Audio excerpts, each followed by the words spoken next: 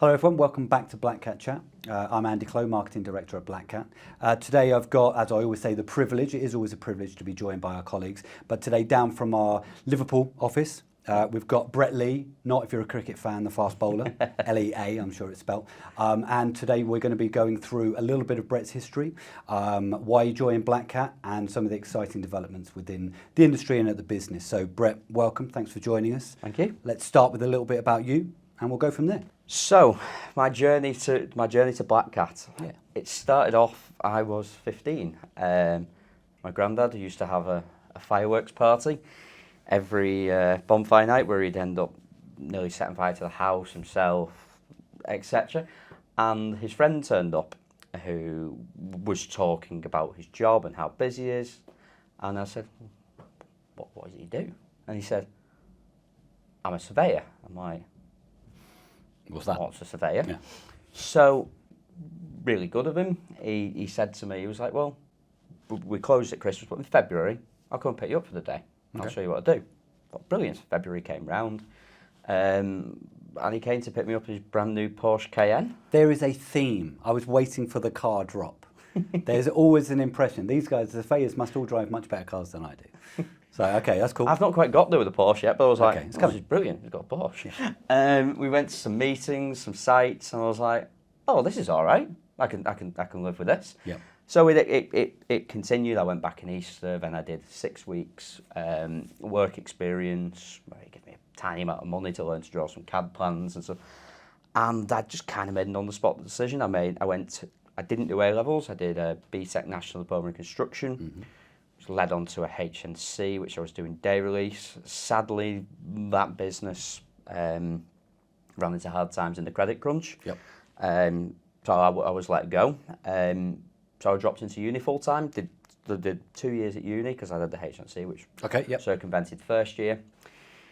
Went into uni, graduated into a credit crunch. I think I applied for every single building surveying job in Manchester at the time, which I think there was about 5 of them, and about 60 of us came off the course. After several months, expanded my search nationally, moved down to Birmingham to work for Ridge & Partners, which was a great business. I worked on schools projects, really good grounding. But after 18 months, I couldn't really handle living in Birmingham anymore. Okay, yep. Won't pass any judgment on that. No offence to, Rob and Mark and Sam and the team, but no, it's just a family thing. All my family and friends are up north. I was up and down the M6 every weekend. So went into Manchester to work for MJ Map, which was really interesting. Great work, some great clients, passed my EPC there. Then moved on to Lambert Smith Hampton, who were a multi-dis firm. I'd worked previously for construction consultancy, property manager. I wanted to get the holistic view of property, 100%, which is really important to understand why what you do and how it fits into the cog of commercial property. So I did 5 years at Lambert Smith Hampton.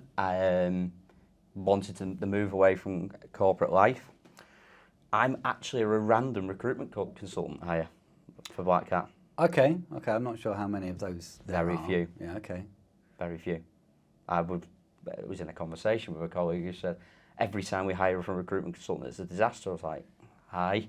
He was like, you're from a recruitment consultant? I was like, yes. Yeah. I think I got the opportunity of the interview because it was for a recruiter.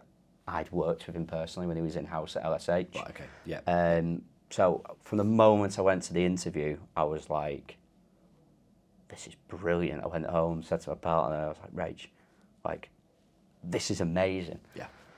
Really excited. And I got a phone call saying, yeah, we love it. We'd like you to work with us. But someone we've been asking to work with us for ages, which was Peter Rigby, has just finally decided to join. So we might have to give it 6 months and we'll see where we're at. So I was like, right, I'll wait. Yeah. I had a job at Lambert Smith Hampton. I wanted to change, but I've been there 5 years, got on great with everyone, good reputation, no reason to leave. Sometimes right? It's worth it. I've done it in the past, maybe not 6 months, but 3 months, you just kind of go, okay, that's fine. But as it then turned out, 2 weeks later, Mr. Barnes got in touch with me. Can you come in the office tomorrow? I'm like, yeah.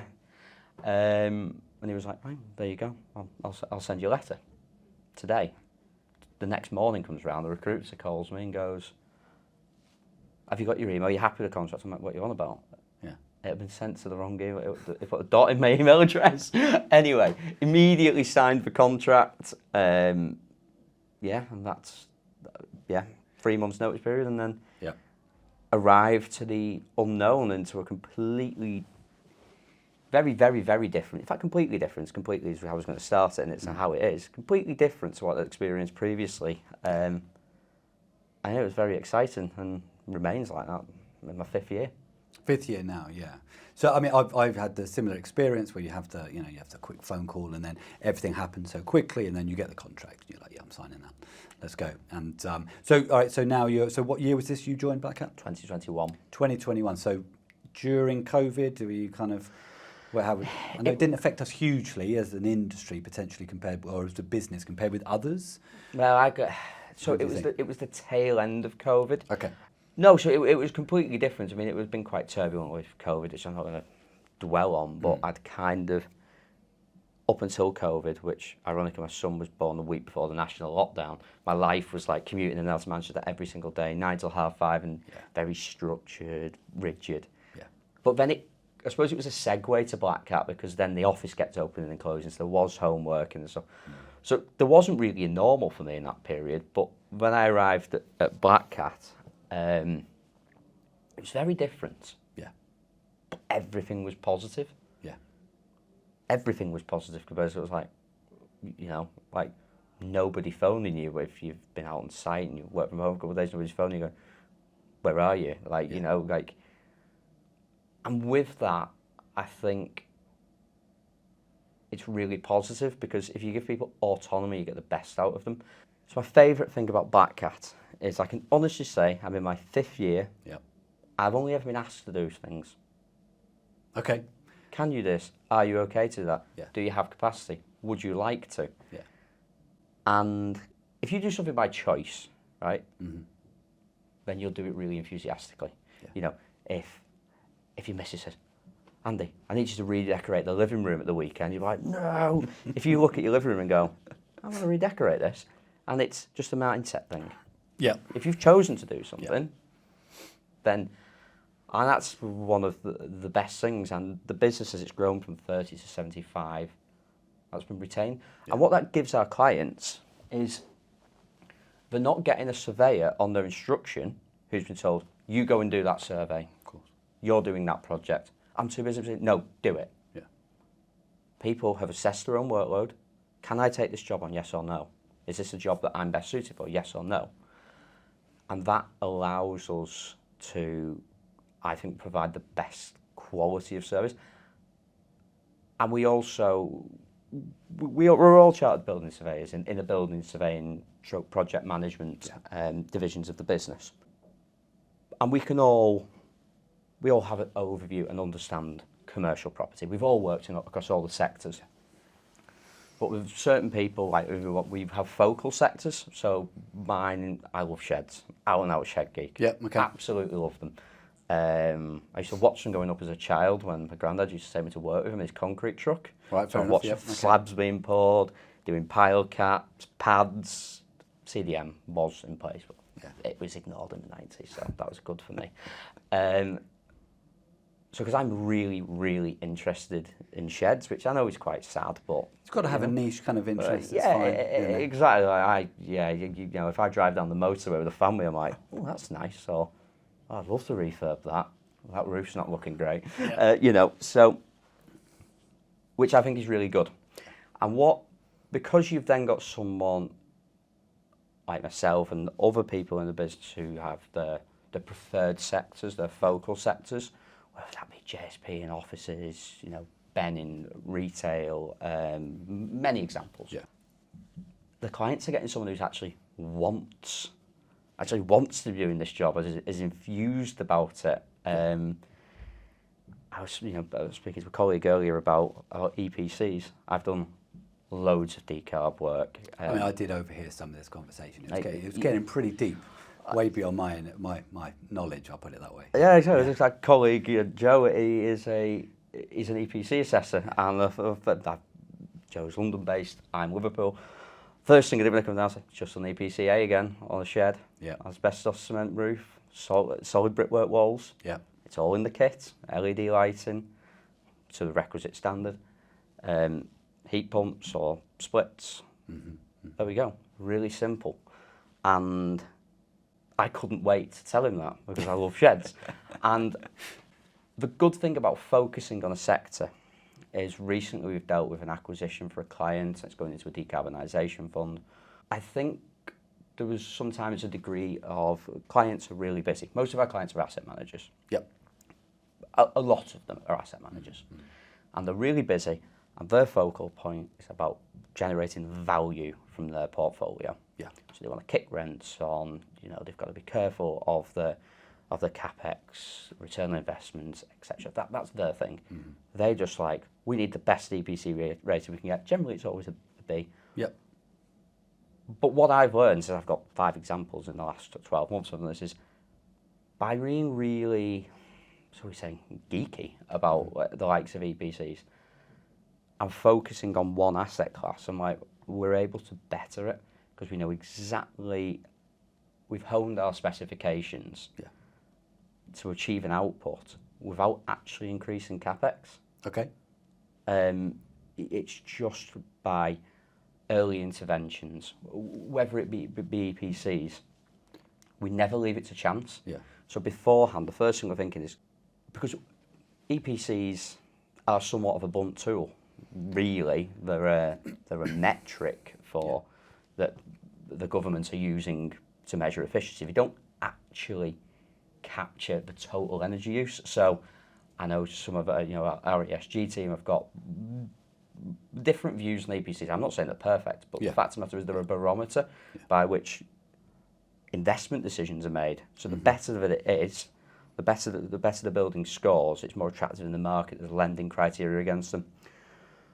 So something that we've focused on, as well as other assets of, other aspects of the asset class. I could go on all day about. That's why you're here. I could go on maybe not all day. But all day. I could go on all day fine. about the importance of yard depth and looking at circulation, and I've got a HGV license, which I did. There's a few of you guys that have got HGVs, right? So there's Stephen and Maya and me. Okay. And that was because I was having a conversation with Stephen. My other half got me, these car experience days, and you could pay an extra 20 quid to drive the truck. Okay. And I was like, now I'm starting to understand yard depth, why it's important. So you're not getting the Porsche, you're getting a truck out of the Well, front. I would like a truck, but I've got enough room to park it. And I was on a cricket pitch. Good lad. Playing a cricket match against Steaming clients. in at 95, yeah? Yeah. I stood next to Stephen, and we were chatting as they were changing bowlers or something. Cricket knowledge is relatively limited. And we could swap seats if you wanted. If you want to talk about cricket, I can come sit over there. Oh, well, fine, okay. Not today, not today, okay. And I was like, I'd love to learn to drive a truck, because like I had a quick going one. I was like really started to understand why, because it's easy to just quote institutional yard 50 metres. Well, what if it's less? How does what does that mean? And he was like, well, let's do it for the business. Okay. He's like, then you'll understand. Yeah. And I'm like, brilliant. And I've put that into use so many times. Yeah. Like, surveying by textbook is something that you find, and to be fair, it's easily done when you're more junior, which is why, Black Cat is a director-led service. Absolutely. We have now recognised as we grow with scale, and we've got a couple of graduates and apprenticeship, which is something we need to do for industry. We've got 2 brilliant graduates in the Liverpool office, and I absolutely love training them, but there's 3 directors, 2 graduates, and a design director, but in the building same graduates. What it's enabled me to do, the HGV driving, is the what-if test. Well, if we've got 27 metre yard, it'll just about work, but how does that affect the building operationally? Another example was I was reviewing some development plans, and there was this building was going to be a 400,000 square foot shed, but didn't have the cottage yard. So what that would mean is you then have a turning point at one end, and then a really tight 90-degree right-hand bend. And I said to the architect, that doesn't look good. He was like, yeah, if we've done the tracking, it works. I was like, yes, you have. But the tracking software assumes like the best 2 HGV drivers in the world who aren't at the end of a 10-hour shift. You're going to end up with a traffic light system, and then that's just going to put your occupiers off. And these switched on clients that we have, they understand their assets. So in order to, I'm not saying that every single person who ever refurbs a shed should have a HGV license, but just having that ability. Like I've had colleagues phone me, what do you think of this? And Amira have taken calls like that, and Stephen. And I just think that's where, like, what corporate business are going to pay for one of the building surveyors to have a HGV license? Yeah, absolutely. It's not going to happen. But the clients are like, that makes total sense. It does make perfect sense. It makes perfect sense because, as I say, it doesn't have to be everyone in the business because everyone's got different skill sets in the business. We've got rating, we've got design, we've got facade engineers. Just having those people in the business with different skill sets, and people will phone me if they're maybe doing some work on a shed. I'd be like, what do you think of this, Brett? Likewise, if I was doing something on an office, I'd pick the phone up to, it's JSP, and it's that willingness from Black Cat to go the extra mile. Like, it's zany at the building surveyor doing a HGV license. It is, but then I think it goes back to something that you mentioned earlier about your kind of holistic understanding of what industry you work in. I've done a similar thing. If I look back at my career path, I did a design degree. And so everything's been related, but I've worked in so many different industries: sport, leisure, children's publishing, like magazine publishing, trade mags, and now I've ended up at Black Cat. And you look back and you go, well, that's not where I started. But all of those experiences and everything are tied in and creating that. And this one aspect you've highlighted, which is slightly left field, potentially does show the commitment that Black Cat has to maximising the opportunities for you and for our clients. So no, that's a fantastic example. And like I said, I'd heard that we had some, but I wasn't aware it was yourself. So So just with. There's something that we've banded around a couple of times on these chats is actually how our model works, and we know that there's a certain bunch of people who have been very successful, of which you sit in amongst the top, and we've published that there. So in terms of your expertise is being recognised, but it's how do you find that the model works for you, and the fact that in your 5 years you've am I right in thinking you set up the Liverpool branch, so you lead that team, and everything else. So give us a bit of a background check about that as well. So effectively, I came into Manchester as a director, perfectly happy. Truth be told, was probably working quite remotely, because I live in Merseyside. And it was probably after about a year, Stephen and Ben, I had a catch up with them, and they were like, "What would you're based in Merseyside? What would you think about going doing something over in Liverpool?" It's not far, is it? What is the commute though you're doing? Well, Liverpool to Manchester's 35 miles, so I'm like 25 miles away from Manchester, 10 miles from Liverpool. So it's not hellish. No, Liverpool is. It's all out to do it. But it wasn't purely about that. It was just about going and getting the presence in the market. Liverpool's quite a unique property market. It's a unique city. I've spent a lot of time in Liverpool over the years, and it's like a land island. It is unique in its way. It's very unique, and realistically, the only way you can get into it's still a big city, and there's a lot going on. And the Liverpool city region, there's lots of developments, and there's a lot of house building there, which is going to bring employment. So, some of our clients had identified that Liverpool city region, the Wirral, Ellesmere Port, that they saw future value. So we'd had the conversation, and I was like, I'd love to. It's an opportunity for me to go and, lead an office and set something up. But to go on your own wasn't really ideal. Like, if to go and get a small, we're in a 6-person office now because there's 6 of us, and who knows, in the future we might need to upgrade again. But to go and sit in a 2-person office on your own would be like, okay, this is 2 people, like when they set the business up, Stephen, Ben and James, there was 3 of them, you get a bit of a nuclear mass. So we were speaking to a lady who interviewed with us, and we were quite keen, and she was Liverpool based. That would have been in 2023. Okay. But she decided against it. She didn't like the model. Okay. Boring. Yeah, exactly. But if you don't like it to start with, it's not going to fit even when if you start it. So no, I went for a coffee with her after she'd interviewed with, I think it was Ben and Stephen, or Ben and James. And I was like, do you want to go out for a coffee and we'll have a chat about what life's like? And she was like, couldn't get her head around the model.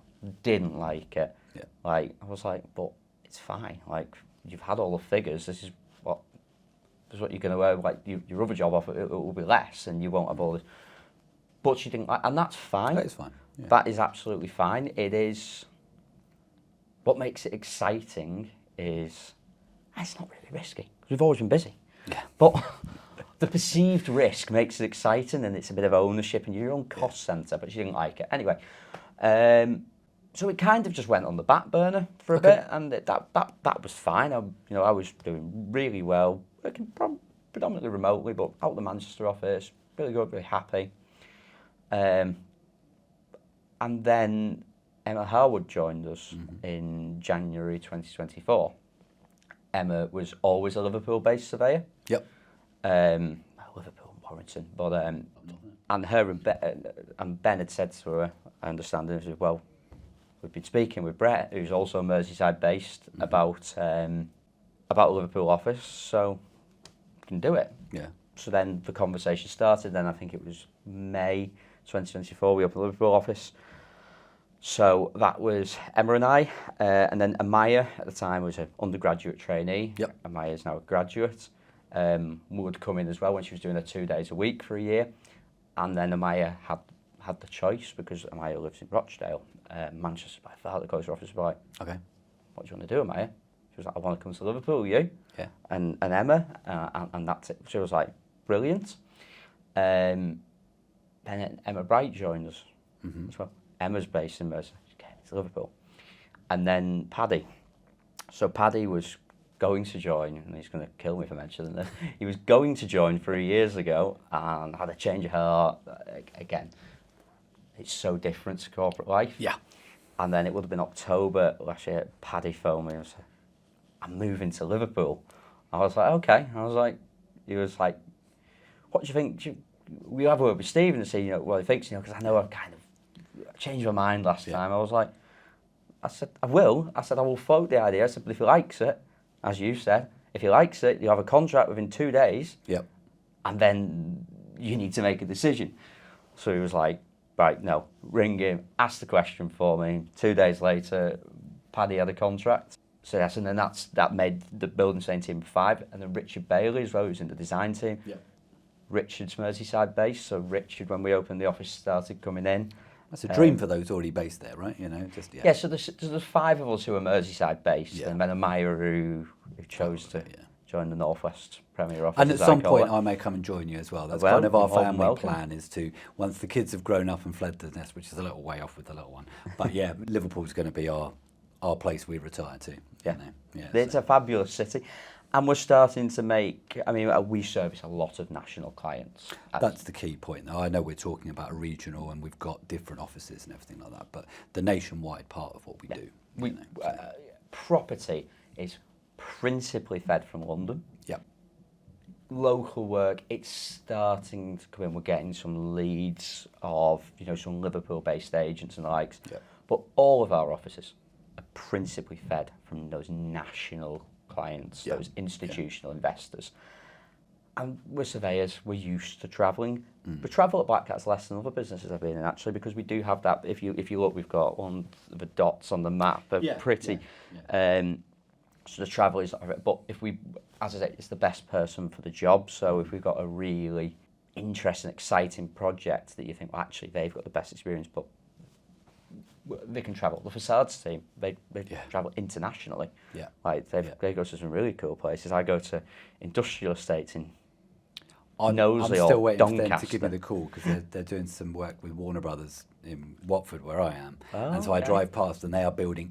I don't know if you've been there recently. They are building some sheds. They're just I've driven down the going up so quickly. These things. And I'm like, come on, guys, let's go and have a little wander around the set. But they promised me they will do it. But we'll wait and see. They're still waiting. So yeah, that was the story of Liverpool. We love it. Yeah. Great team. We all get on really, really well. We go into the office a lot because Black Cat can be, because of that choice, some people choose to work from home. Yep. Because the Liverpool office, like, bar, am I here? But eventually chose. She had the option of it. Because we all like chose to like, oh, this is brilliant. We've got something that we want. It's an office in the borough that we live in. So and you're not paying £25 a day to commute in, like to from the outside of the city you live in. It's crazy. Well, there is exactly that. So as a result, we all actively go in and we enjoy going in. And we've got. How many other offices have a view of a lighthouse? I've sat with you and looked out the window via your screen. Yeah. And it does. We had the option of the third floor, which actually is probably slightly nicer. But from the sixth floor, at the end of the office that we're at, you get that view right up the estuary, lighthouse, Everton's new ground. Yes. As well, Bramwood Moor. Is that good for you, or are you more of a red? I follow Liverpool. Yeah. You don't want to turn off any clients by saying the wrong thing right now. That's absolutely fine. That's I follow Liverpool. I mean, rugby league is my my boyhood sport. Okay. Yeah. But I follow Liverpool. If they're on the telly, I'll watch them. Try and get to Anfield maybe once a year. It's not easy to get tickets. Yeah, that's the story of Liverpool. Brilliant. Okay. So I think in terms of the future of Black Cat, we've covered where we are now. What do you see? What's coming up in terms of projects and things like that over the next couple of months or years for you that you're excited about? As Black Cat, as we're expanding, so I've been to a really good meeting with a new client today in London. We want to show the industry, or more of the industry, what we can do at Black Cat. Yeah. I was saying earlier, when I joined the business, was it maybe late 20s? Mm-hmm. People with maybe 18 fee earners, we're now at 50 odd fee earners, 70 odd people. It moves. We've had 3 people join this week, so that's it. I think we're on 73 immediately now, but I think that changes this month, and everything like that. So I mean, I'm normally a stickler for accuracy, but this is a moving dial, so it keeps going up. So as a result, as you grow bigger, you need more work. Yeah. So we've been really we're going out and we're seeing clients. We're just really looking forward to show more of industry, what we can do. And I'm a firm and passionate believer in what we do as a business, what I do. Like when we get a new client and we're like, right, this is what we're going to do, we get ahead of the project, never sit behind it. Like as we touched earlier on EPCs, we don't carry EPC risk into the construction phase. We don't. We try and. I run a small job like a big job. Mm-hmm. So when I say small, I can mean $300,000 job, but you can run them like it's a £20 million job. I've got schemes on that between £6,000 and some decarb stuff for a client, which I and £16 million. Yeah. But it's a process, and I apply it to all of them, and so do the wider team. So we get ahead of the job. So a lot of the time you get a new client, you get a smaller job and you go, right, this is what we do. Mm-hmm. De-risk it as much as you can. So when you go into your construction phase, once they've got their board approval sign off, going back for more money is a real no-no. Yeah. So if you know what you're doing and it's not your first rodeo and you've got that track record, you just make their lives really easy. They get a great result. You know what they're thinking because you've had time to understand property. I know, for example, with our institutional investors, if I said to the asset manager, oh, it's going to be an extra 50 grand over budget, that's not them going, oh, okay then. That means they've got to write it paper. They've got to either send it off to someone or sit in front of an investment committee and explain away why that is. So you use your knowledge and experiences. Right, it's great to work with other directors because you learn, and our graduates are going to be absolutely brilliant because, in the traditional pyramid model, there's loads of graduates and then some surveyors. This upside down pyramid, all of that knowledge is filtering into our They are going to be absolutely like leaps and bounds ahead of the obviously, there's other good people. There's other good people in all businesses. Of course, but I've sat with a couple of the graduates and everything that you've spoken about, not from your office, but from Southampton recently, and you can see that, you know, in relatively young in terms of career, but just old in terms of knowledge. Yeah, so we want to go out and just get more opportunities to show our clients what we do. And you very often, when we work with new clients, and you just see this light bulb moment of like, right, okay, these guys, they've got the costs where they need to be, where we said they need to be. We're happy with the product. Yeah. We're delivering things on time, on budget. We're getting the EPC grade we require or bettering it. And the more clients we get in front of, the better.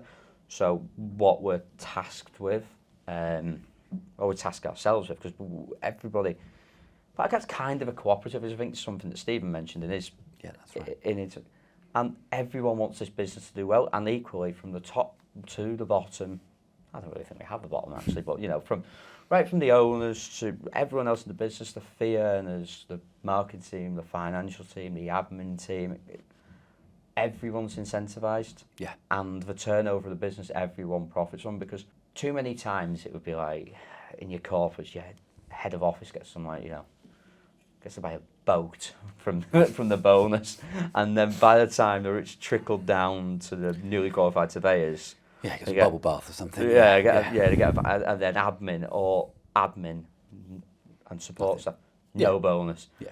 And what sort of a culture is that? And it's a wide culture across most industries and businesses, and I think that's where we are an outlier in that, not just in our industry but in business in general. So Brett, I think it's been brilliant. I think that's a nice way to, you know, draw an end to today's conversation. As I say to the rest of the team, I look forward to speaking to you again, and taking on this conversation and seeing what you've been up to, but in between now and then. So thank you for coming in today. I mean, you were in anyway, so I just grabbed you because I've been excited. Yeah, that is true. I was to get you in this chair. So it was like, okay, have you got a spare hour or so? So, but yeah, thank you for that, and thank you as well to all of our viewers and listeners, and we look forward to welcoming you back next time.